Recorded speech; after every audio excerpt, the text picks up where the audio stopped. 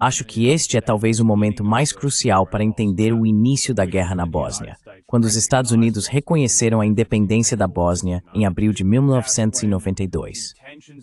Foi então que as tensões na Bósnia realmente explodiram em um inferno total e em uma guerra civil desastrosa. Aliás, devo dizer, embora isso não esteja no meu artigo, que a comunidade de inteligência dos Estados Unidos previu isso. Na verdade, muitas pessoas previram. O secretário-geral da ONU também previu. Muitos diplomatas internacionais anteviram o que aconteceria, porque reconheceram que se a Bósnia declarasse independência dessa forma, os diferentes grupos nacionais iriam lutar, especialmente os sérvios, que queriam permanecer dentro da Iugoslávia. Eles resistiriam a serem arrancados da Iugoslávia para esse novo Estado bósnio recém-criado. E basicamente haveria um processo de guerra civil e limpeza étnica, que foi, é claro, exatamente o que acontecia.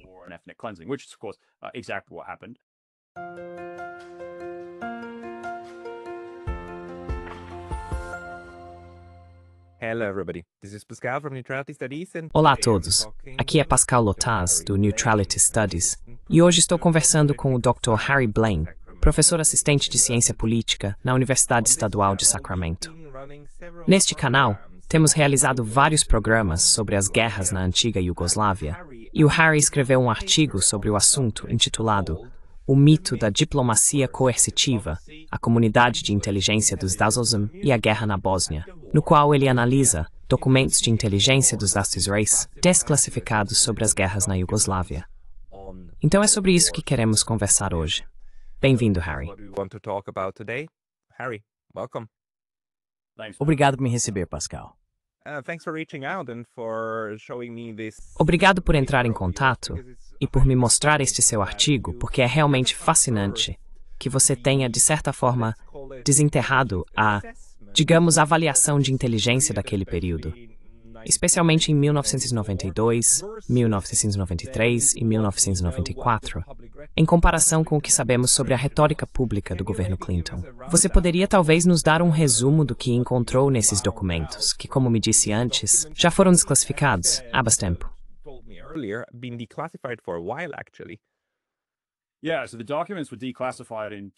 Sim, então os documentos foram desclassificados em 2013. Eles foram divulgados pela CIA e também pela Biblioteca Presidencial de Clinton. A maioria deles são avaliações de inteligência de vários tipos, principalmente da Força-Tarefa dos Balcãs, que foi criada pela CIA em junho de 1992 para estudar todos os aspectos das guerras na Iugoslávia, mas especialmente a guerra na Bósnia, que naquele momento já durava alguns meses. E os documentos mostram claramente um contraste enorme em relação ao que estava sendo dito publicamente pelo governo Clinton e também por membros da administração desde a guerra.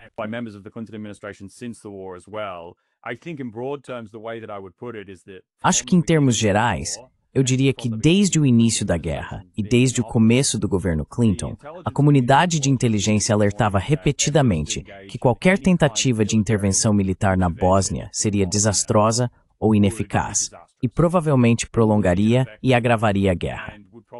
Enquanto isso, em público, o governo estava constantemente flertando com diferentes formas de intervenção na Bósnia ou de fato as colocando em prática.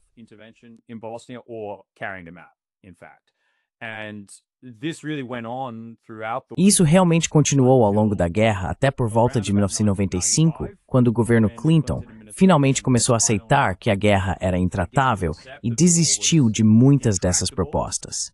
Eles acabaram buscando o Acordo de Paz de Dayton, que concedeu concessões bastante significativas ao lado sérvio-bósnio da guerra. Concessões que o governo anteriormente se mostrava totalmente relutante em considerar, e basicamente descrevia como semelhantes à apaziguação, à legitimação da limpeza étnica ou a outras ações completamente inaceitáveis. Acho que o que aconteceu foi que durante todo esse processo, o governo Clinton conseguiu disfarçar o que realmente ocorreu, porque perto do fim da guerra, eles realizaram uma campanha aérea bastante significativa, particularmente contra os sérvios da Bósnia.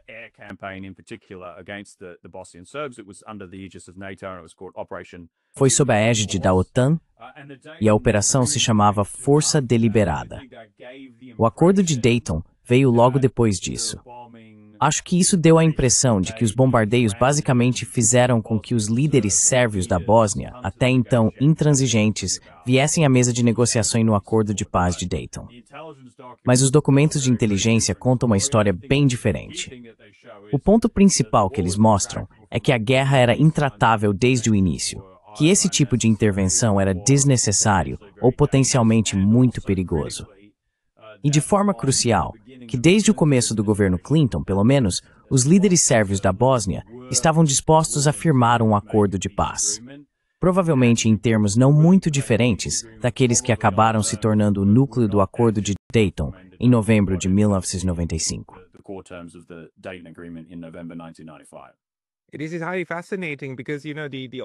Isso é realmente fascinante, porque veja bem, a retórica oficial, é claro, é que a Bósnia é um exemplo de quando a força coercitiva funcionou. Os Estados Unidos não queriam realizar os bombardeios, e a OTAN queria evitar o uso da força militar a qualquer custo. Mas, no fim das contas, foi a única coisa que ajudou a forçar o outro lado, os sérvios bósnios, a sentar à mesa de negociações. E disso surgiu essa história de sucesso do Acordo de Paz de Dayton, certo? Quando, em Dayton, Ohio, as partes se reuniram e Bill Clinton anunciou, sim, finalmente temos uma solução.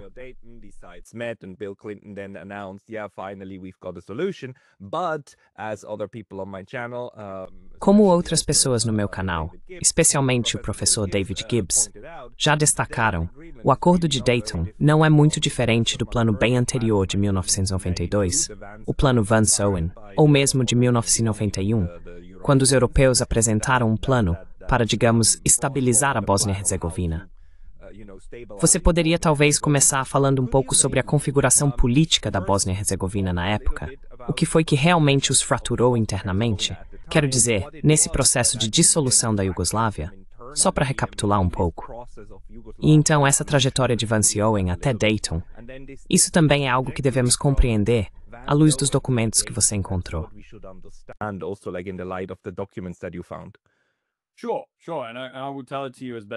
Certo.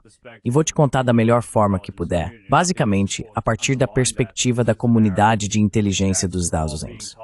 Acho importante destacar que essa é uma narrativa que não está sendo contada por pessoas do movimento anti-guerra, por exemplo.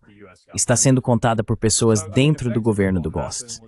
Então, o que aconteceu efetivamente foi que no início de 1992, o presidente da Bósnia, Alija Izetbegović, que era membro da Comunidade Europeia Bósnia, decidiu seguir o caminho da independência da Bósnia.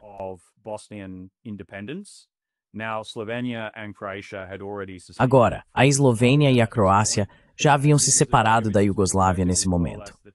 Acho que a perspectiva de Izetbegović era mais ou menos que isso colocava a Bósnia em uma situação difícil. Eles poderiam permanecer dentro da Iugoslávia e fazer parte de um Estado remanescente amplamente dominado pelos sérvios, ou poderiam buscar a independência e esperar por algum tipo de Estado bósnio unitário em que os muçulmanos não seriam exatamente a maioria, mas pelo menos de pluralidade, cerca de 40% da população. Os croatas e os sérvios decimaram em etnias comuns dentro dessas estados. Então, os bósnios seriam o maior grupo, ou mais várias comunidades. Sim. A natureza da Bósnia antes da dissolução da Iugoslávia era, de certa forma, a de uma miniatura da própria Iugoslávia. Ela continha números consideráveis das três principais, ou das três mais numerosas, nacionalidades dentro do sistema iugoslavo. O maior grupo dentro da Bósnia eram os muçulmanos, ou os bósnios, como passaram a ser conhecidos durante a guerra. Foi uma espécie de exercício de rebranding. Os sérvios representavam cerca de 30% da população, os croatas cerca de 15%, e outros grupos que não se encaixavam nas três categorias compunham o restante.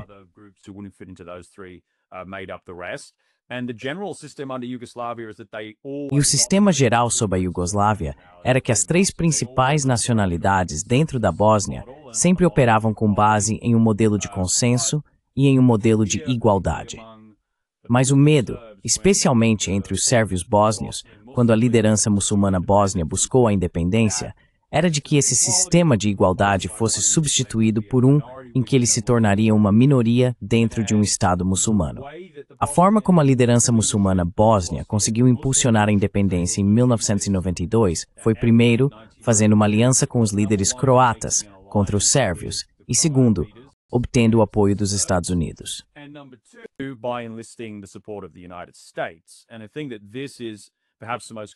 E eu acho que esse é talvez o momento mais crucial para entender o início da guerra na Bósnia, quando os Estados Unidos reconheceram a independência da Bósnia em abril de 1992. Foi então que as tensões na Bósnia realmente explodiram em um inferno em grande escala, em uma guerra civil desastrosa. E, aliás, devo dizer, embora isso não esteja no meu artigo, a comunidade de inteligência dos Estados previu isso. Muitas pessoas previram, na verdade. O secretário-geral da ONU também previu. Muitos diplomatas internacionais também o fizeram, porque reconheceram que se a Bósnia declarasse independência dessa forma, os diferentes grupos nacionais lutariam para, bem, no caso dos sérvios, permanecer dentro da Iugoslávia.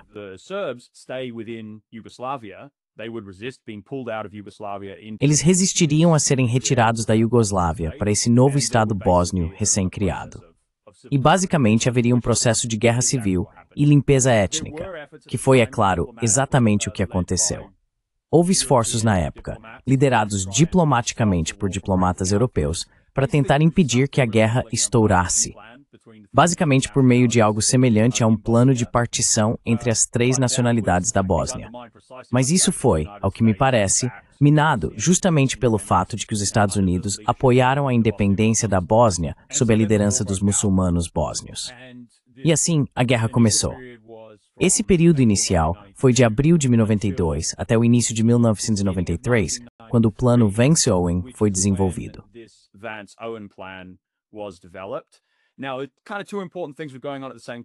Agora, duas coisas importantes estavam acontecendo ao mesmo tempo no cenário político. Havia o plano Vance-Owen, que foi um plano criado pelo representante da ONU, Cyrus Vance, e pelo representante da Comunidade Europeia na época, Lord David Owen, ex-secretário de Relações Exteriores do Reino Unido. Enquanto isso, em segundo plano, ocorria a eleição presidencial dos Estados Unidos e a transição entre o governo Bush pai e o governo Clinton. Durante toda a campanha eleitoral, portanto, antes do desenvolvimento do plano Vance-Owen, é fundamental compreender o contexto.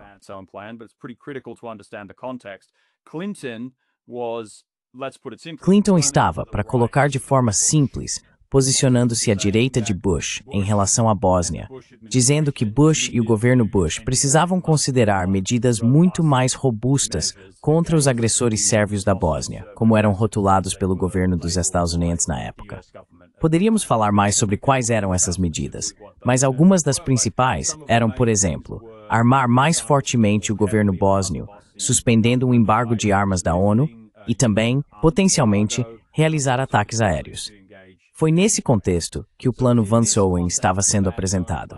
E, na verdade, a forma como o plano Vance-Owen foi discutido publicamente, e até certo ponto em privado, pelos líderes políticos dos Estados Unidos no início de 1993, era de que se tratava essencialmente de uma política de apaziguamento dos sérvios da Bósnia, embora eu fizesse uma pequena correção ao que você disse antes.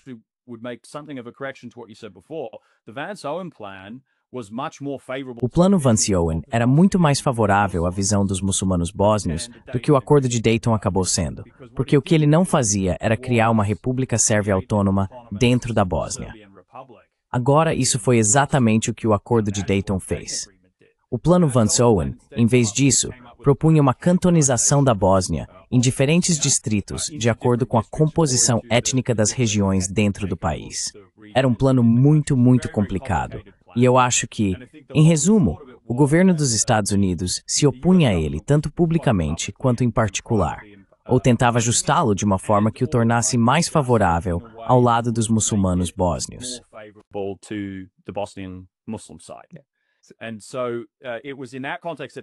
E foi nesse contexto que a comunidade de inteligência alertava repetidamente os líderes políticos dos Estados Unidos, especialmente as pessoas no Conselho de Segurança Nacional, para não se manifestarem de forma tão contundente contra o plano Vance-Owen, para não incitarem essencialmente os líderes muçulmanos da Bósnia a rejeitá-lo ou a buscar o acordo mais difícil possível, porque a consequência seria simplesmente a continuação da guerra.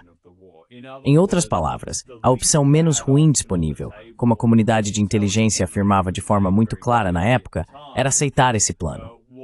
Provavelmente acabaria resultando em uma partição da Bósnia, o que não seria algo bonito. Mas acho que foi isso que acabou acontecendo de fato com o Acordo de Dayton em 1995.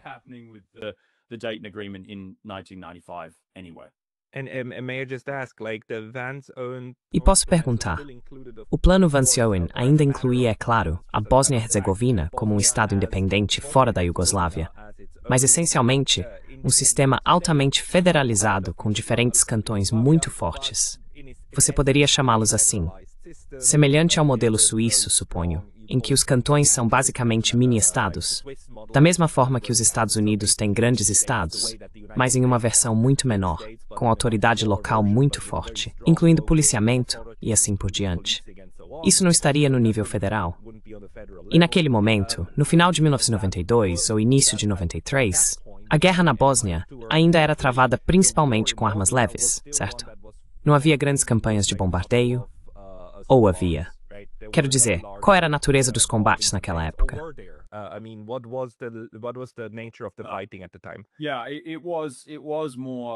Sim, foi principalmente combate terrestre. Em termos de ataques aéreos externos ou intervenção militar, isso só aconteceu de forma relativamente limitada no início de 1994 e depois de maneira muito mais intensa em setembro de 1995. Mas nesse estágio da guerra, eram diferentes grupos lutando entre si. No começo, os croatas e os muçulmanos se uniram contra os sérvios, mas mais tarde também começaram a lutar entre si. E, aliás, algumas das piores atrocidades da guerra foram cometidas justamente durante essa guerra civil croata-muçulmana, dentro de uma guerra civil.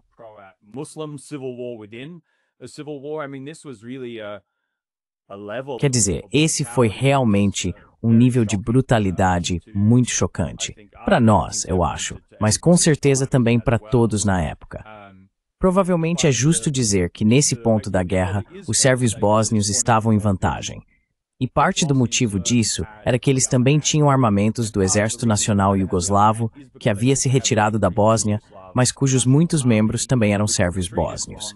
Agora é importante formular isso dessa maneira, porque a forma como foi apresentado no Ocidente, e em Washington em particular, era que havia um ato de agressão realizado pelos sérvios bósnios em conjunto com o Exército Nacional Iugoslavo.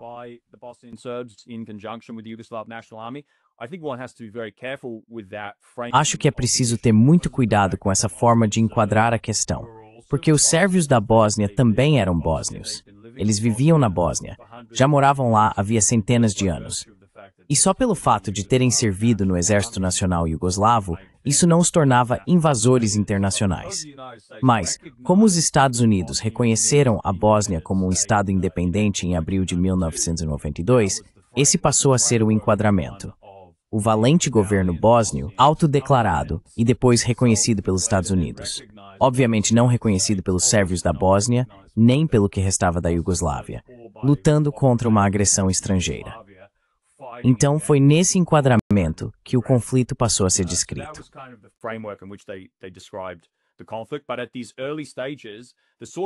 Mas, nesses estágios iniciais, o tipo de intervenção sendo considerada em Washington ainda não envolvia ataques aéreos. Havia, sem dúvida, a consideração de suspender o embargo de armas da ONU para acelerar o fornecimento de armamentos ao lado do governo bósnio. Vale observar, aliás, que durante toda a guerra, era muito evidente para a comunidade de inteligência que esse embargo de armas estava sendo rotineiramente violado. O governo dos Estados Unidos também tinha conhecimento disso. E também houve discussões sobre o uso da Força de Proteção das Nações Unidas, que foi enviada à Bósnia no início da guerra, em abril de 1992, para basicamente executar alguns dos objetivos do governo bósnio.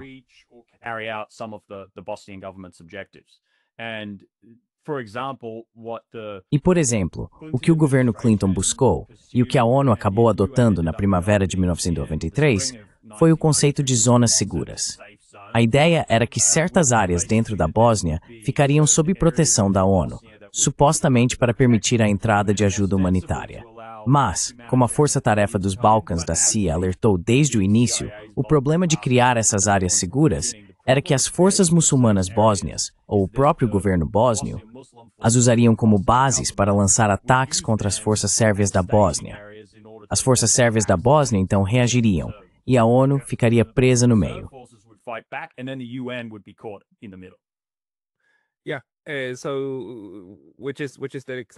Sim, então foi exatamente isso que aconteceu, certo?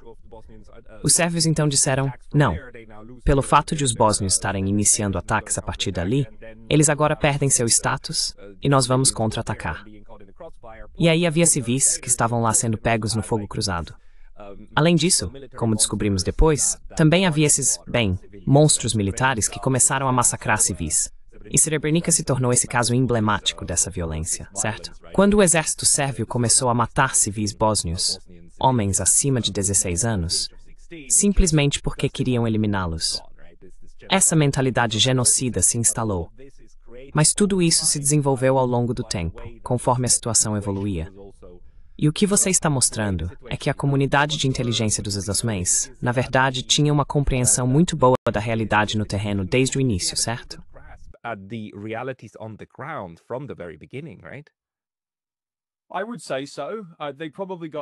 Eu diria que sim. Eles provavelmente erraram em algumas coisas. Acho que, para mim, o ponto mais revelador é que, independentemente de a comunidade de inteligência estar certa ou não, talvez isso nem seja o mais importante. O ponto é que os formuladores de políticas dos Estados Unidos, as pessoas do Conselho de Segurança Nacional e da Casa Branca, estavam cientes de todos esses alertas. Que criar áreas ou zonas seguras geraria esse tipo de problema.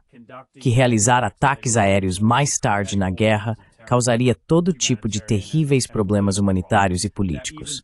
Que até mesmo discutir essas questões encorajaria a liderança muçulmana, Bósnia, a liderança bósnia, a ser intransigente em qualquer tipo de negociação de paz. Eles foram avisados sobre isso desde o início pela própria comunidade de inteligência, em relatórios muito detalhados e repetidos. E mesmo assim, seguiram em frente e fizeram tudo isso. Qual parte da comunidade de inteligência foi essa? Eram principalmente analistas da CIA? Sim, principalmente por meio da força-tarefa dos Balcãs. Mas a força-tarefa também incluía pessoas de outras agências que faziam avaliações de inteligência. Ainda assim, era principalmente a CIA. Mas na sua pesquisa, você encontrou alguma indicação de que o governo Clinton tentou usar as conclusões desse grupo de trabalho para fazer o oposto? Quero dizer, escolher o que lhes interessava e ignorar todos esses alertas, em vez de adotar uma postura mais cautelosa?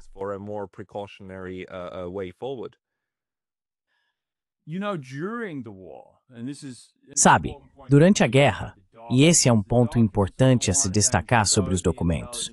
Os documentos, por um lado, mostram as recomendações da comunidade de inteligência. Mas, por outro lado, eles também incluem memorandos escritos por funcionários da comunidade de inteligência sobre reuniões dos membros do Conselho de Segurança Nacional. Basicamente, são comentários sobre o que os formuladores de políticas estavam discutindo. Os principais formuladores de políticas. E quero dizer, em diferentes momentos da guerra, houve formuladores de políticas muito importantes que foram muito mais influentes do que Clinton. Mas alguns dos principais certamente teriam sido o Conselheiro de Segurança Nacional, Anthony Lake, a embaixadora na ONU, Madeleine Albright, e o vice-conselheiro de Segurança Nacional, Sandy Berger. Esse tipo de autoridade.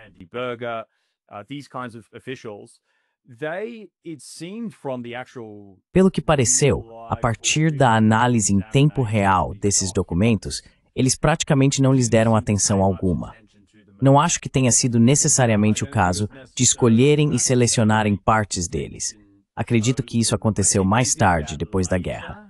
Penso que eles, e infelizmente alguns estudiosos, fizeram isso quando os documentos que estou analisando foram desclassificados.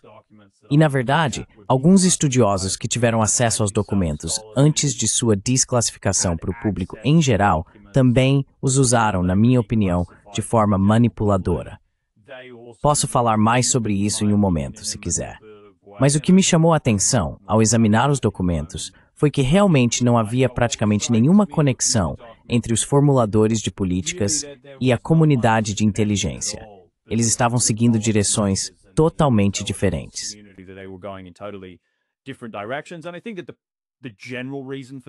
E eu acho que a razão geral para isso, ou o tema geral, foi que o governo Clinton havia feito todas aquelas grandes promessas durante a campanha eleitoral de 1992. Eles haviam criticado o governo Bush por ser muito brando em relação à Bósnia. Haviam demonizado os sérvios bósnios e também o presidente sérvio, Slobodan Milosevic. Haviam retratado a guerra de uma forma específica e depois de fazerem isso, tornou-se muito difícil recuar. Eles também enfrentavam uma pressão política significativa no Congresso dos Estados Unidos para cumprir todas aquelas promessas, ou meias promessas, que haviam feito durante a campanha e continuaram a fazer ao longo do primeiro ou segundo ano do governo Clinton.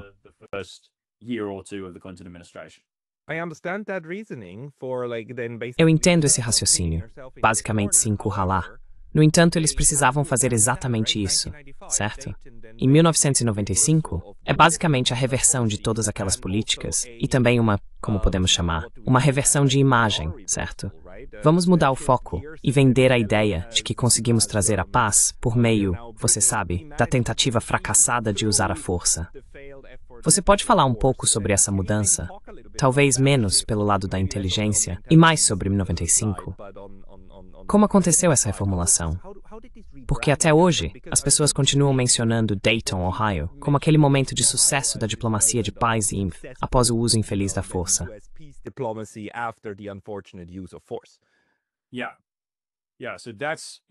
Sim, então essa é, de certa forma, a parte crucial da história. Vou tentar te dar os principais detalhes sobre isso, porque acho importante entendê-los. Pelos documentos que analisei, não consigo apontar um único momento decisivo ou uma razão específica para a mudança de postura dos formuladores de políticas do governo. Mas certamente há indícios que mostram por que e quando isso aconteceu. E parece, de modo geral, que foi basicamente por motivos políticos internos. Porque em 1995, a guerra já durava todo o primeiro mandato do governo Clinton, e havia uma eleição presidencial marcada para 1996. Então isso havia se tornado um constrangimento e uma humilhação para o governo Clinton.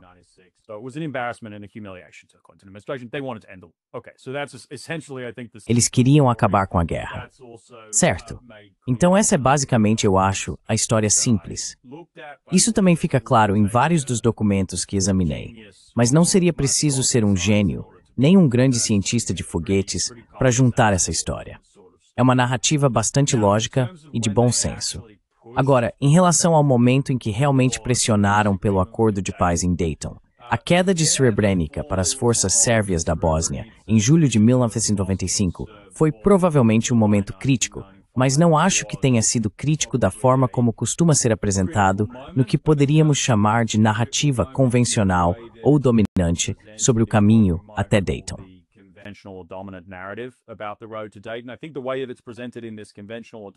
Acho que a forma como isso é apresentado nessa narrativa convencional ou dominante, que, como observo no meu artigo, talvez seja melhor exemplificada nos livros de Derek Chollet e Ivo Daalder, que eram basicamente funcionários juniores trabalhando sob figuras-chave do governo Clinton durante a guerra, livros que acabaram sendo amplamente citados, é que a queda de Srebrenica e depois o massacre que a acompanhou durante a tomada pelos sérvios bósnios foi tão chocante para os formuladores de políticas dos estadunidenses e para a comunidade internacional que eles simplesmente não puderam evitar intervir depois disso.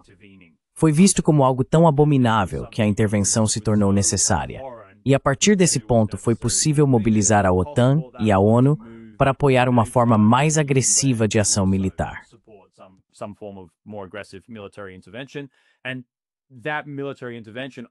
E essa intervenção militar acabou forçando os até então intransigentes sérvios da Bósnia a negociar e dialogar.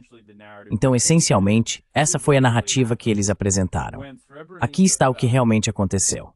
Quando Srebrenica caiu, Anthony Lake, o assessor de segurança nacional, escreveu um documento que ficou conhecido como o Documento do Desfecho, e diferentes departamentos redigiram seus próprios documentos de desfecho. Lake escreveu um no qual afirmava que a queda de Srebrenica e possivelmente de Jepa, outra pequena cidade que também era uma zona de segurança no leste da Bósnia, era na verdade uma oportunidade para o governo Clinton, pois tornaria o governo bósnio mais disposto a considerar soluções realistas e compromissos para encerrar a guerra. Não o governo sérvio, sim, o governo bósnio. Então eles decidiram que os Estados Unidos haviam apoiado por 3 anos e meio até aquele momento. Correto. Os próprios aliados deles, sim.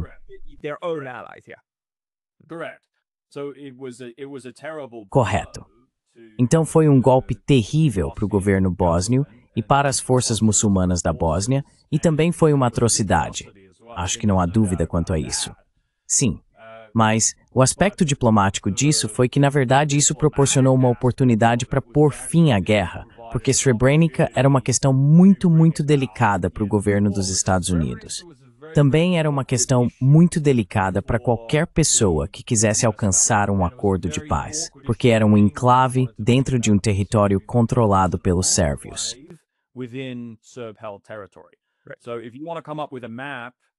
Então, se você quiser elaborar um mapa, naquele momento o governo dos Estados Unidos basicamente já aceitava que haveria uma divisão, de fato, se não de direito, da Bósnia, entre uma região predominantemente sérvia e uma região compartilhada por croatas e muçulmanos. Srebrenica e outros enclaves eram extremamente problemáticos nesse contexto. Então, eliminar Srebrenica como questão era, na verdade, bastante útil do ponto de vista de pessoas dentro do governo dos Estados Unidos que queriam encerrar a guerra naquele momento. Então, é meio cínico, eu diria. É certamente cínico porque, em público, eles também apresentavam a defesa de Srebrenica como algo absolutamente vital, de alguma forma.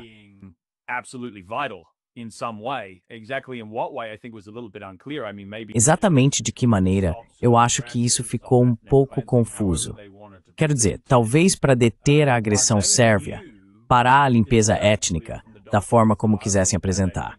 Mas eles sabiam, e acho que está muito claro pelos documentos que examinei, há outras fontes que confirmam isso também, eles sabiam que Srebrenica acabaria caindo para o lado sérvio da Bósnia em algum momento. E mesmo assim, continuaram com essa farsa de defendê-la. Então, quando ela caiu, eles, na verdade, viram isso como uma oportunidade diplomática. E foi a partir daí que o governo dos Estados Unidos passou a estar muito mais disposto a impor concessões significativas ao governo bósnio.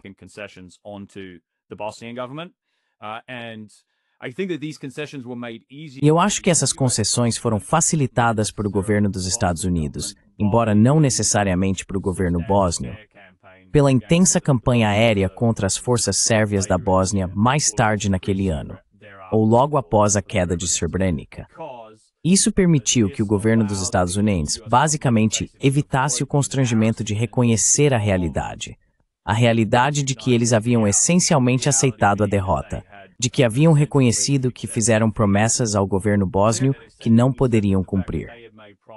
Assim, os bombardeios conseguiram disfarçar isso. O registro documental é muito claro. A Força-Tarefa dos Balcãs foi muito clara ao afirmar que pouco antes do início dos bombardeios, semanas antes de começarem, disseram: "Não entendemos por que Richard Holbrooke, o principal negociador do Acordo de Dayton, está apresentando os sérvios da Bósnia como o principal problema. Está muito claro para nós que o governo bósnio é o principal problema aqui. Os sérvios da Bósnia estão prontos para negociar." Foi exatamente isso que a Força-Tarefa dos Balcãs disse. Eles estavam prontos para negociar antes de serem bombardeados, no final de agosto e ao longo de setembro de 1995. Sabe do que isso me lembra? You know what this reminds me of? The talk I had last week with Ray McGovern. A conversa que tive na semana passada com Ray McGovern, o ex-analista da CIA, que na verdade disse algo como: "O porco da derrota precisa de muito batom para ser vendido", certo? E ele disse isso agora no contexto da guerra na Ucrânia, porque sua análise é de que essa guerra também está basicamente perdida, que agora estamos na fase de enfeitar as coisas. E o que você está dizendo é que houve uma fase de enfeite, e que, na verdade, a campanha de bombardeios aéreos fazia parte da campanha de batom no porco, que já existia, e era de fato inevitável depois que Srebrenica caiu. que essas pessoas reconheceram o valor diplomático de negociar com seus próprios parceiros, certo?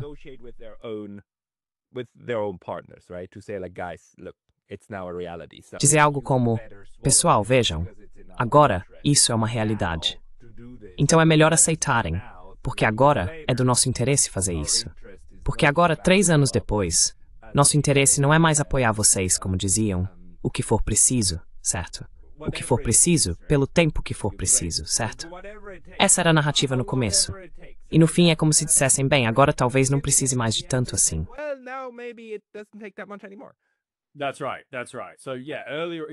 Isso mesmo, isso mesmo.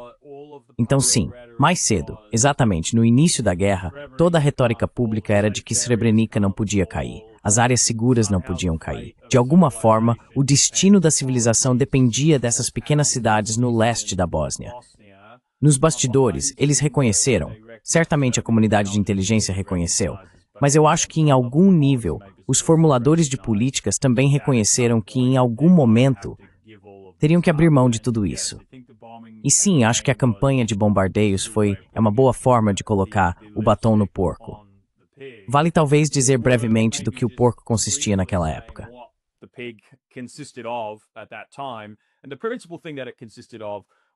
E o principal elemento de que consistia era permitir a criação da República Srpska, como é atualmente conhecida, a República Sérvia dentro da Bósnia, em 49% do território bósnio, com ampla autonomia, mas sem o direito de se separar. Aliás, Madeleine Albright, a grande defensora da linha dura, e Anthony Lake, o assessor de segurança nacional, chegaram em certo momento a estar dispostos a conceder aos sérvios da Bósnia esse direito como preço pela paz após a queda de Srebrenica. Isso não acabou entrando no Acordo de Dayton.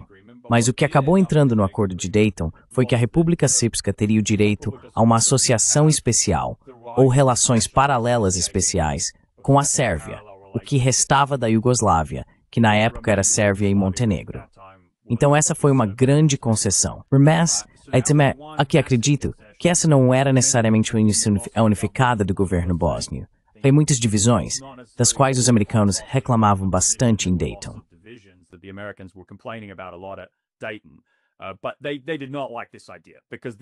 Mas eles não gostaram dessa ideia, porque ela se parecia muito com uma partição, o que de certo modo acho que provavelmente era.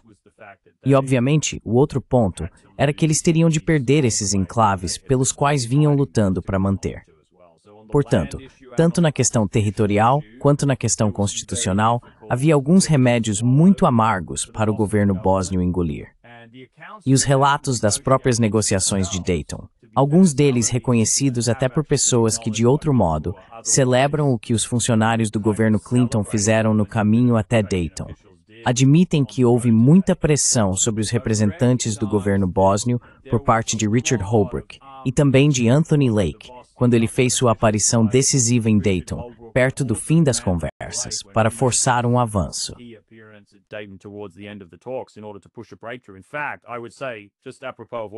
Na verdade, eu diria, a propósito do que você mencionou antes sobre a guerra na Ucrânia, que Trump, Zelensky e J.D. Vance tiveram aquela reunião famosa ou infame na Casa Branca no início do ano, em que Trump e Vance disseram a Zelensky, desista, acabou.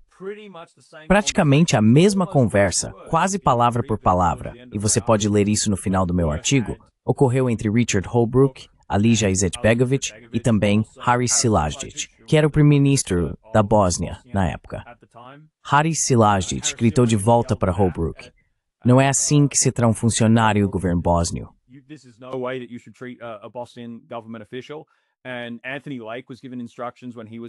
E Anthony Lake recebeu instruções, quando foi entregar a intervenção decisiva no Acordo de Dayton, de que se o governo bósnio não assinasse aquele acordo, que agora seria reconhecido por Slobodan Milošević, negociando em nome dos sérvios da Bósnia, eles não receberiam o dinheiro para a reconstrução econômica que vinham pedindo.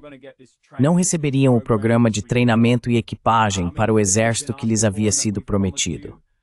A força de proteção da ONU seria retirada da Bósnia e haveria de fato um embargo de armas adequado contra eles. Em resumo, estariam ferrados. Era exatamente o tipo de conversa que Trump e Vance estavam trazendo a público com Zelensky, mas que havia ocorrido em particular nos últimos meses de 1995. Fascinating how these dynamics of É fascinante como essas dinâmicas de coerção entre alianças continuam se repetindo entre a parte mais forte e a parte cliente. Mas me diga uma coisa, porque eu nunca entendi de fato. Por que eles eram tão veementemente contra a parte sérvia da Bósnia se unir ao restante da Iugoslávia? Quero dizer, naquele momento, as potências ocidentais tinham feito um grande alarde sobre reconhecer o direito de secessão, certo? De um Estado reconhecido, mesmo contra a constituição desse Estado, o direito das minorias à autodeterminação era erguido como uma grande bandeira de liberdade acima de todos.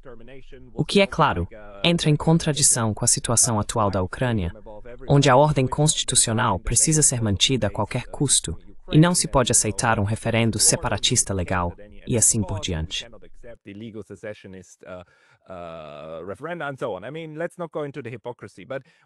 Quer dizer, não vamos entrar na hipocrisia, mas na época, como eles defendiam essa ideia de que não podíamos deixar que os sérvios tivessem a parte do país deles, do jeito que queriam ver o próprio futuro, por que a Bósnia não podia ser dividida? Só uma coisa, eu visitei a Bósnia e Herzegovina 2 vezes, e a única coisa que me parece clara é que todos concordam em uma coisa. Eles não querem ficar juntos, essas 3 partes. Por que isso não era uma opção na época? Why was that not an option at the time? Sim, então quero dizer, acho que parte disso está relacionada às diferentes preocupações políticas e aos interesses políticos domésticos muito restritos de que eu falava antes. Na campanha de 1992, a equipe de Clinton havia acusado o governo Bush de ser muito brando com os agressores sérvios da Bósnia, que também eram apoiados por Belgrado. Novamente, acho que agressores provavelmente deveria estar entre aspas, e eles acharam muito difícil recuar dessa posição.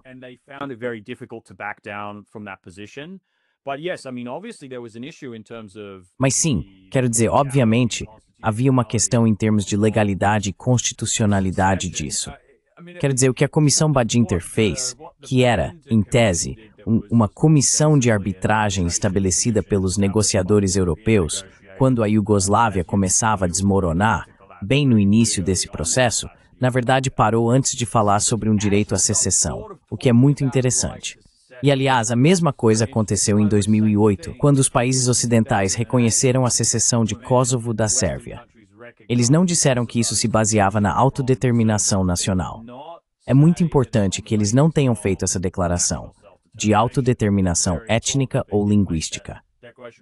A Comissão Badinter afirmou que a Iugoslávia era um Estado em processo de dissolução.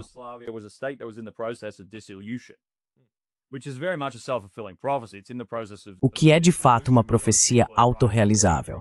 Está em processo de dissolução porque as pessoas estão tentando se separar dela. Você reconhece o direito delas de se separar porque ela está em processo de dissolução. Vai ser dissolvida. Vai circular. Muito. Exatamente.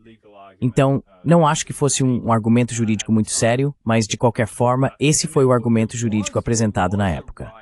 E havia um direito dentro da Constituição iugoslava para que as repúblicas se separassem, mas não de forma unilateral, e não de forma violenta, que foi o que aconteceu. Então, sim, acho que foi natural que os líderes sérvios da Bósnia, e também os líderes sérvios em Belgrado, dissessem, se eles podem se separar, por que nós não podemos nos separar disso? Ou por que não podemos permanecer na Iugoslávia?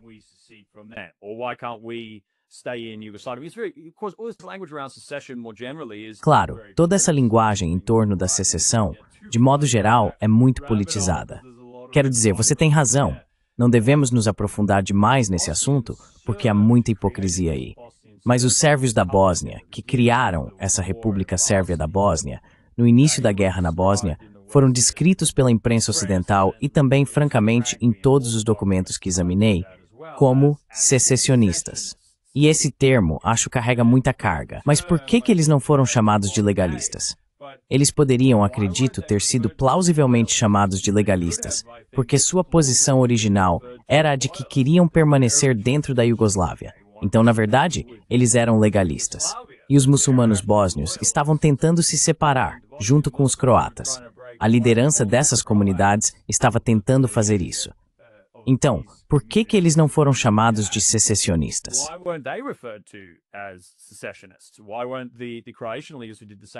Por que os líderes croatas, que fizeram a mesma coisa no final de 1991, ou começaram a fazê-lo ainda no início de 1991, por que eles não foram chamados de separatistas também?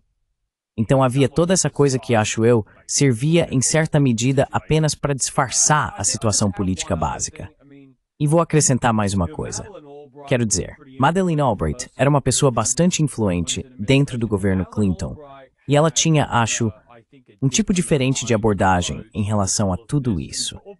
Albright meio que se apresentava como, digamos, a sussurradora dos sérvios. Ela dizia, e também afirmou, quando esses documentos foram desclassificados em 2013, que conhecia a mentalidade da região. Uma abordagem bem orientalista, não é? Como é que ela sabe qual é a mentalidade da região?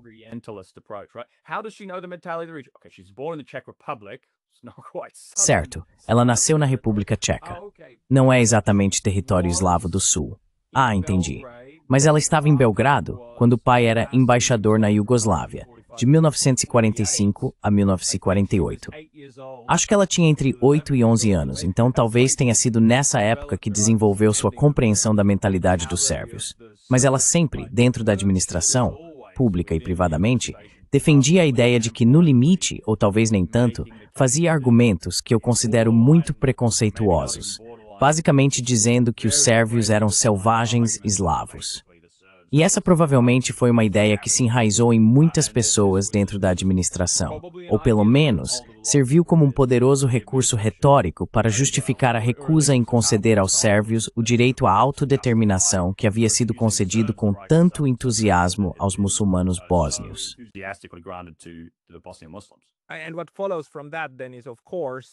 E o que decorre disso, então, é claro, é que para negociar com eles, você precisa bombardeá-los, certo?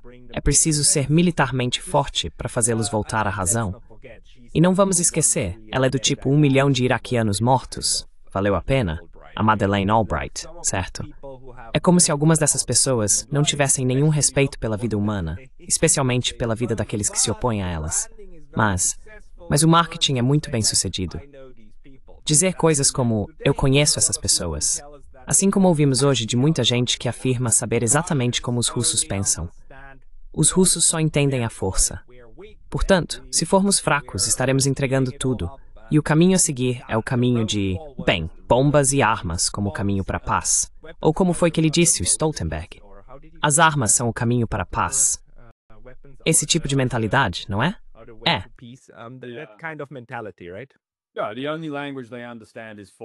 Sim, o único idioma que eles entendem é a força, esse tipo de coisa. Quero dizer, com a Albright, de forma mais ampla, é interessante porque ela parecia reconhecer, bem, eu disse que eles realmente não se envolveram com a avaliação da comunidade de inteligência, mas ela parecia reconhecer algumas das preocupações deles. Ela defendia, dentro do governo, ataques aéreos em 1993 e disse que sim, os ataques aéreos provavelmente criariam um desastre humanitário e provavelmente tornariam o trabalho da UNPROFOR, a Força de Proteção da ONU, impossível. Mas ainda assim deveríamos considerar essa opção.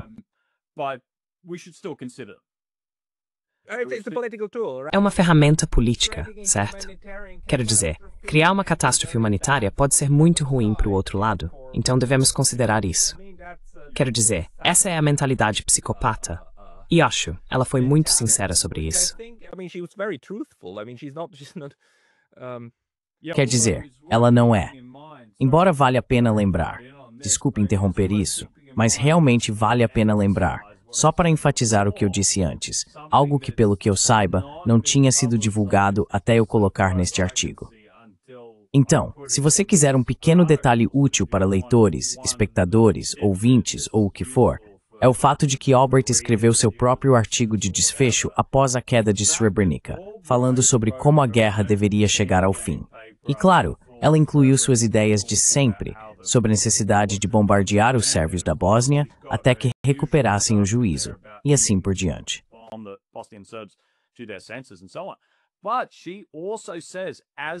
Mas ela também diz que, como preço pela paz, deveríamos considerar conceder aos sérvios da Bósnia o direito de se separar e se unir a uma grande Sérvia. E também deveríamos considerar permitir transferências populacionais para tornar o mapa mais aceitável. Esta é a mesma Madeleine Albright que dizia, tanto pública quanto privadamente, 2 anos antes, que coisas assim eram totalmente inconcebíveis e que legitimar a limpeza étnica seria um desastre total para a segurança global. Serviria de exemplo terrível para outros tiranos e criminosos de guerra ao redor do mundo.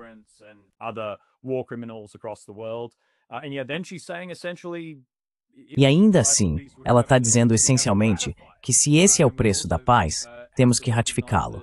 E também precisamos reconhecer o direito dos sérvios de se unirem a uma grande Sérvia. Ela até usou essa expressão, grande Sérvia, no documento. Então, sabe, ela também tinha essa persona pública. E acho que Derek Chollet e Ivo Daalder, que escreveram aqueles livros sobre o caminho até Dayton, também a apresentaram como a pessoa dura dentro do governo que realmente defendeu essa intervenção militar heróica no final. Bem, essa não é toda a história. Há também uma certa compreensão da situação real por parte dela.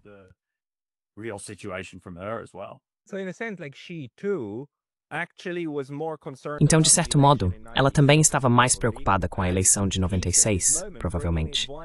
E a paz naquele momento, alcançá-la, encerrar o conflito, se sobrepôs às declarações anteriores, fossem elas sérias ou não. Mas elas foram superadas de forma séria, no sentido de, ok, agora tudo bem me contradizer, porque se alguém apontar isso, eu apenas vou rir. O que importa mais é que encerremos isso agora. Então, de certa forma, a realidade militar os forçou a mudar de posição sobre o que consideravam aceitável como forma de encerrar toda essa situação.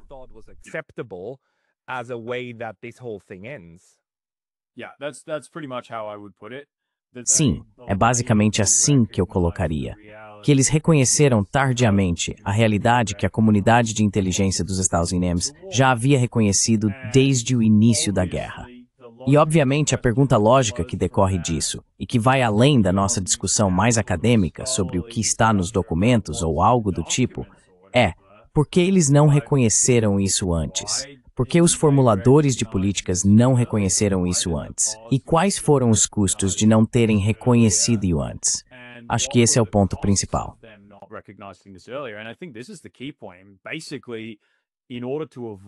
Basicamente, para evitar serem politicamente envergonhados, eles sacrificaram as vidas de milhares e milhares de pessoas na Bósnia, muçulmanos, croatas e sérvios igualmente.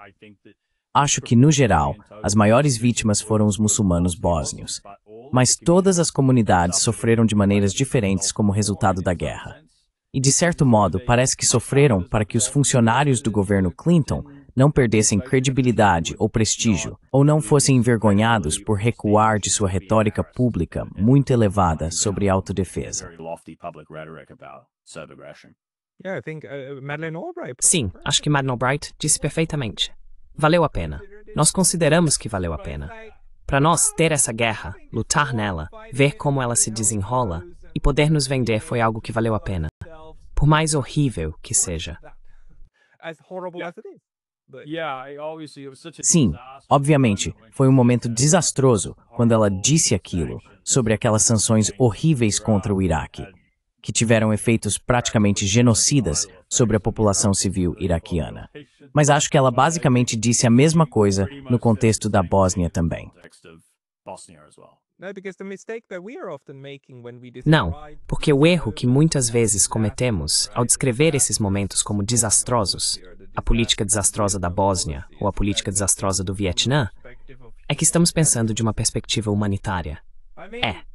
Quer dizer, o Clinton foi reeleito em 96, certo? Funcionou. Quer dizer, funcionou. E ele é o presidente da paz de 95, certo? Certo. E, de certo modo, eles conseguiram tudo o que precisavam.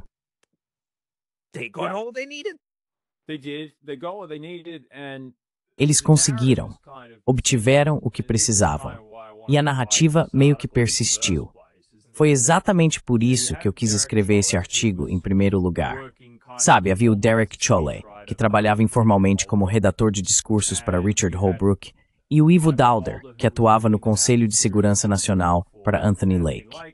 E então todos esses funcionários começaram a apresentar essas narrativas muito heroicas sobre o caminho até Dayton. Depois disso, essas pessoas acabaram em futuras administrações democratas.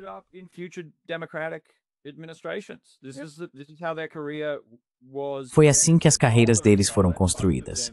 Então, Daalder e Sholay, ambos acabaram no governo Obama. Sholay também esteve no governo Biden, no Departamento de Estado de Blinken, trabalhando nas políticas para Gaza e para a Ucrânia.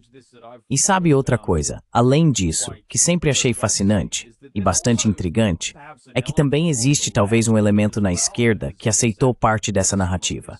E eu não sei exatamente por que isso acontece, mas parece ser o caso. Quero dizer, por exemplo, eu já escrevi.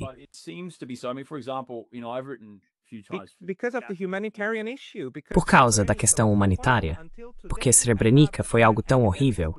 Até hoje, já tive acadêmicos aqui em Kyoto explodindo comigo, dizendo que a paz com a Rússia é impensável, porque não podemos permitir outro Srebrenica. Isso se enraizou profundamente na ideologia de esquerda, até mesmo dentro da comunidade acadêmica. Então, foi algo muito, muito útil para afastar esses pacifistas de sua abordagem. Sim, sim. Quero dizer, eu diria o mesmo. E suponho que possamos ser um pouco compreensivos com esse ponto de vista, porque há atrocidades reais e as pessoas querem fazer algo a respeito. Eles eram reais. Eles eram horríveis. Mas raramente. Mas a questão é, qual é essa persecução? E o que você faz a respeito disso? Eu sempre acho que é um princípio bastante fundamental que qualquer pessoa deveria usar, de esquerda, de direita, qualquer um que se preocupe com relações exteriores, seja atuando na área ou estudando o tema.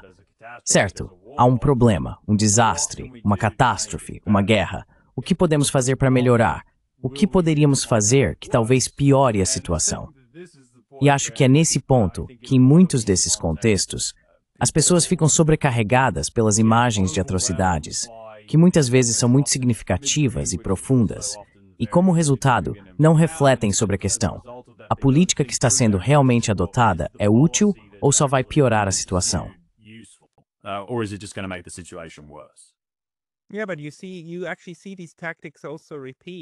Sim, mas veja, você realmente percebe essas táticas se repetindo. E o efeito de aprendizado. Quero dizer, não tenho provas do que vou dizer agora, mas as pessoas que criaram a narrativa em torno de Bucha, tenho quase certeza de que se inspiraram em Srebrenica.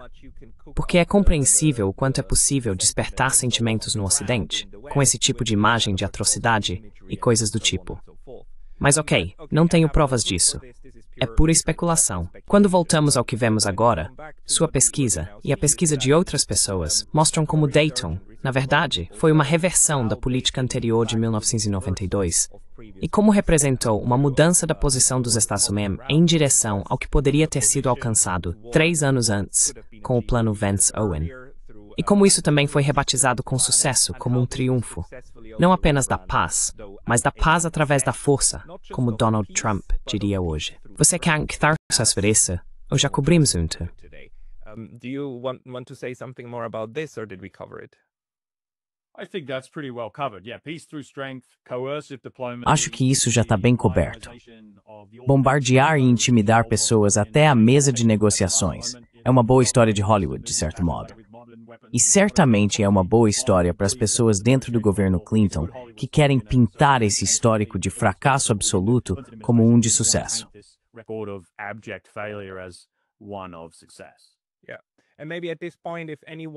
Sim, e talvez nesse ponto, se alguém assistindo a esse programa trabalhou na mídia na época e souber sobre a manipulação de imagem, como fazer isso, como colocar batom no porco com sucesso, por favor, entre em contato, porque esse seria outro elemento a explorar aqui. É realmente muito, muito importante que isso tenha sido uma reformulação bem-sucedida de uma reversão de política e como isso conseguiu se fixar na imaginação pública. Provavelmente também precisaremos falar, é claro, sobre o que aconteceu depois, até o bombardeio da OTAN em Belgrado em 1999, porque as guerras iugoslavas não tinham terminado de fato. mas a parte da Bósnia meio que se encerrou depois de 1995, e novamente, Clinton conseguiu se reeleger com sucesso. Harry, essa foi uma pesquisa muito boa e informações excelentes. Para as pessoas que quiserem encontrar o seu trabalho, é claro que colocarei o link do artigo que acabamos de discutir na descrição do vídeo abaixo, mas há algum outro lugar onde as pessoas possam encontrar seus textos?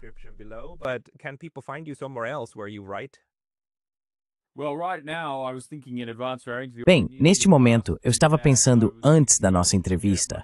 Eu sabia que você me perguntaria isso, e achei que deveria montar um site adequado. Ainda não tenho um. Enquanto isso, as pessoas provavelmente deveriam me seguir no Twitter, acho, no perfil Aglain. Acho que esse é o melhor lugar para começar. Vou publicar coisas lá de vez em quando, e em breve, compartilharei um site onde terei trabalhos mais atualizados sobre este e outros assuntos também. Uma coisa que posso recomendar com entusiasmo, e que é mais fácil de manter do que uma página na web, é o Substack. O Substack tem muitas vantagens, pois distribui seu trabalho e combina o melhor de uma lista de e-mails com uma página inicial. Isso é bom. Certo, ótimo. É realmente bom, porque distribui as coisas. O problema de uma página inicial é que as pessoas precisam ir até lá, clicar e acessá-la. E quantas vezes você realmente entra em uma página inicial? Mas com uma lista de e-mails, o conteúdo é enviado diretamente, e de vez em quando ela também cresce um pouco. Então, minha recomendação seria o Substack, também para boas e adequadas discussões acadêmicas. Mas deixo isso a seu critério. Com certeza vou colocar na descrição. Excelente. Legal. Bem, essa foi uma conversa fascinante, Harry Blaine. Muito obrigado pelo seu tempo hoje. Obrigado, Pascal. Thank you very much for your time today. Thanks, Pascal.